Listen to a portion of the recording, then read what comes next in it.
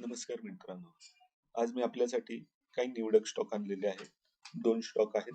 त्यापैकी पहिला जो स्टॉक आहे तो पॉवर जनरेशन आणि रेल्वे सेक्टरमध्ये आहे. ह्या कंपनीने मागील 5 वर्षामध्ये आपल्या रेव्हेन्यूमध्ये 6% ग्रोथ दर्शवलेली आहे आणि नेट प्रॉफिटमध्ये 12% ग्रोथ दर्शवलेली आहे.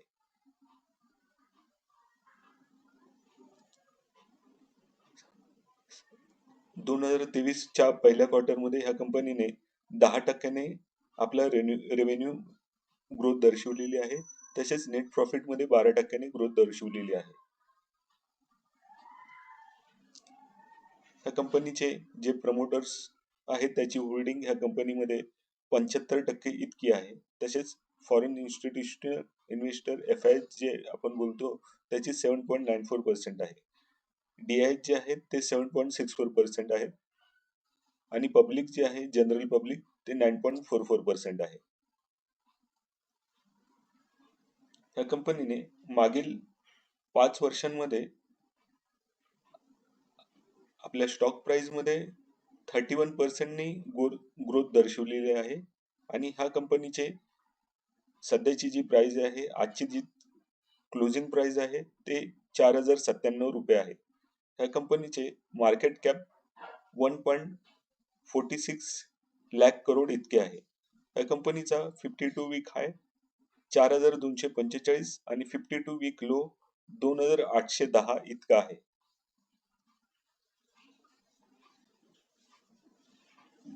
दुसरा जो स्टॉक आहे तो डिफेन्स सेक्टर मध्ये आहे. ही company aircraft, helicopter, future products बनवते. ही प्रामुख्याने सरकारला सप्लाय करते. आता सध्याची जी आपली गव्हर्नमेंट आहे ती प्रामुख्याने रेल्वे, डिफेन्स ह्या सेक्टर वरती जास्त काम करत आहे आणि पुढील काही वर्षामध्ये अजूनही चांगला ग्रोथ ह्या सेक्टर मध्ये दिसणार आहे आपल्याला.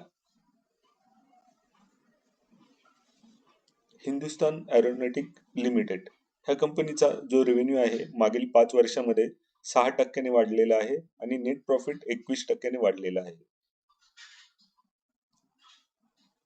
2023च्या पहिल्या क्वार्टर आणि सेकंड क्वार्टरचा जो ग्रोथ आहे रेव्हेन्यूचा तो 20% वाढलेला आहे आणि नेट प्रॉफिट जो आहे तो 23% वाढलेला आहे.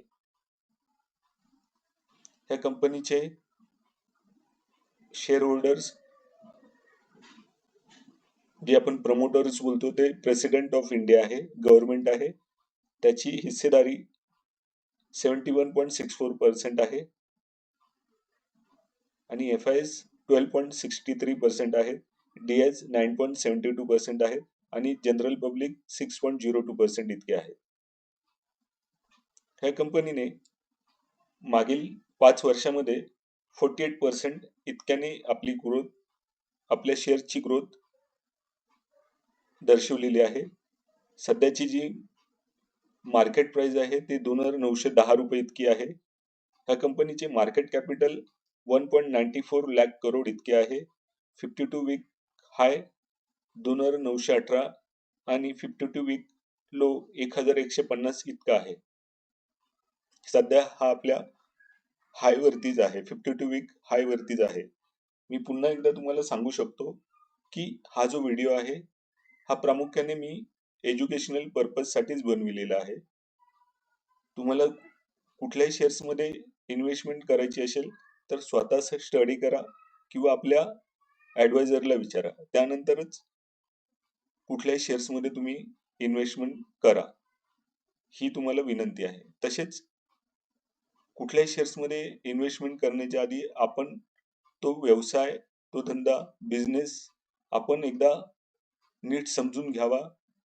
हा जो बिझनेस आहे तो आजपासून 3, 4, 5, 10 वर्षानंतर कुठे असेल याचा एक चांगली गोळाबेरीज करा, अभ्यास करा, त्याच्यानंतर कुठल्याही शेअर्स मध्ये आपण इन्व्हेस्टमेंट करावी. धन्यवाद.